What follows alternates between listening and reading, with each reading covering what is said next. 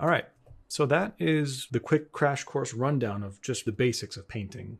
Obviously, there's far more complex things that we'll be covering later on. But a quick story. I was in a class at Art Center back when I was, I think it was fourth term, a digital painting class. And I already kind of had my chops in digital painting, so I thought I kind of knew everything. But what we did as an exercise kind of blew me away. Teacher kind of handed out all these candles and he lit them, and each table had a candle. We had our laptops for painting digitally. And he said, okay, you have 3 minutes, or no, it was 5 minutes. And what I want you to do is just paint it the best you can.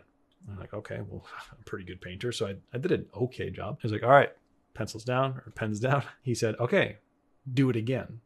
Oh, okay. All right, I see where we're going with this. For the next 5 minutes, we painted it again. And we did that up until 8 or 10 times on one big sheet. Without fail, for every single person, the 10th painting looked way better than the first. Hands down, guaranteed. Even if it's just a slight improvement, it's going to look better because you've gone through the iteration and you're more familiar with where the brush strokes are going to go. It becomes a smoother experience. So that's exactly what we're going to do. I divided this out into 8. And you don't have to do it in a time limit. You do it as quick or as slowly as you want. But I'd recommend not spending too much time on each one.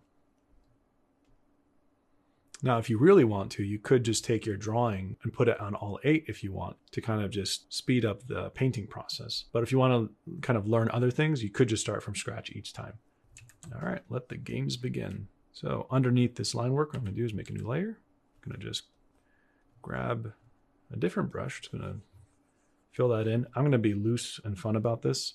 I don't really care too much about accuracy. In fact, you can kind of do a shortcut by just filling all this in with that value.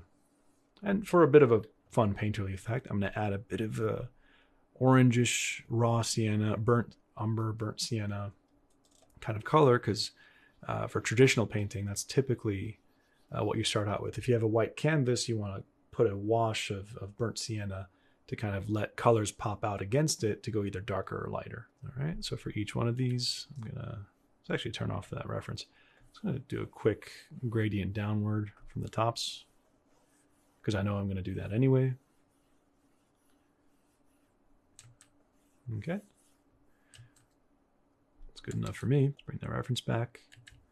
Okay, here, let the games begin. I'm just gonna squint my eyes, do a quick circle here, and we're going to lay in the shadow there, the shadow here, the shadow beneath that onto that wood area, and then we want that highlight. And notice how few brush strokes I'm doing this in. I'm not getting too detailed with a small brush, but it's okay to use your layers here, obviously. All right. So we just laid in all the information that we need, that we just need to blend in to kind of communicate that form and geometry of the apple. You know, all the information is there. It's looking good. Grab some of this, make it a little bit brighter up here, a little bit brighter up there. And I'm going to make that background darker.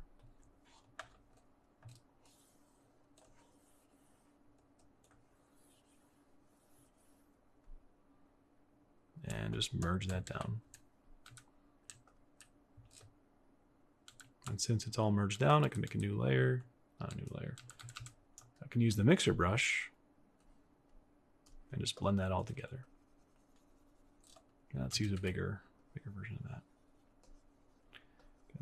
Let that be blended in. We don't need it to be sharp.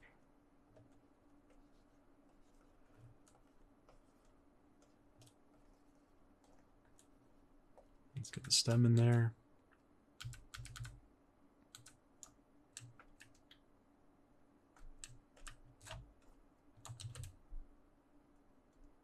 Oh, first let's put the shadow of the stem. Okay, just a one stroke. This is indication. And honestly, I'd leave it at that and say move on to the next one.